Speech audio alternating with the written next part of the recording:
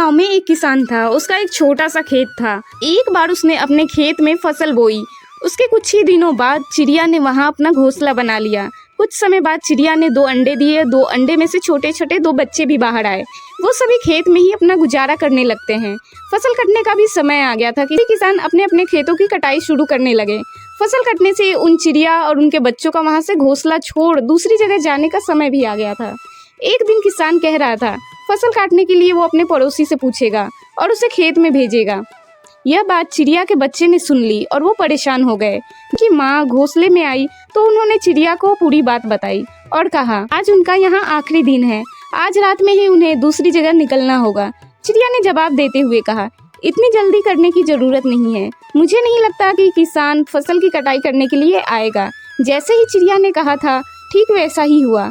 अगले दिन भी किसान के पड़ोसी खेत में नहीं आए, जिससे फसल नहीं कट सकी। फिर जब शाम को किसान खेत में आया तो खेत को देखकर कहने लगा पड़ोसी तो नहीं आया, कल अपने रिश्तेदार को भेज देता हूँ। चिड़िया के बच्चों ने किसान की बातें फिर से सुन ली।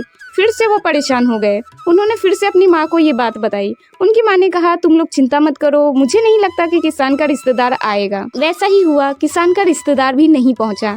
यह सब देखकर चिड़िया के बच्चे हैरान हो गए। अगली शाम जब किसान खेत में आया तो खेत को ना कटा देखकर उसने ये बात कही कोई बात नहीं, कल मैं खुद ही आकर इस फसल की कटाई शुरू कर दूंगा। ये बात भी चिड़िया के बच्चों ने सुनी। बच्चों ने अपनी माँ को ये बात बताई तो उसने कहा अब ये खेत छोड़ने का समय आ गया है, हम ये खेत छोड़कर यहाँ से चले जाएंगे। चिड़िया के बच्चे बड़ी हैरानी से अपनी माँ की बात सुन रहे थे। उन्होंने सोचा कि आखिर ऐसा क्या वजह था कि उसकी माँ इस बार खेत छोड़ने को तैयार हो गई। उन्होंने अपनी माँ से जब ये पूछा तो चिड़िया ने कहा बच्चों, पहले 2 बार किसान फसल की कटाई के लिए दूसरों पर निर्भर था, अपने काम से पल्ला झाड़ रहा था, लेकिन इस बार ऐसा नहीं है। इस बार उसने फसल काटने की जिम्मेदारी खुद पे ली है, इसलिए वो जरूर आएगा। इतना कहकर वो बच्चे और उसकी माँ उसी रात उस खेत से उड़कर दूसरे खेत में चले गए। इस कहानी से यही सीख मिलती है, दूसरों की सहायता लेना अच्छी बात है, लेकिन अपना काम दूसरों पर टाल देना ये अच्छी बात नहीं। अपने काम की जिम्मेदारी स्वयं ले, इससे काम समय पे पूरा होगा, आपको दूसरों पर निर्भर नहीं रहना पड़ेगा।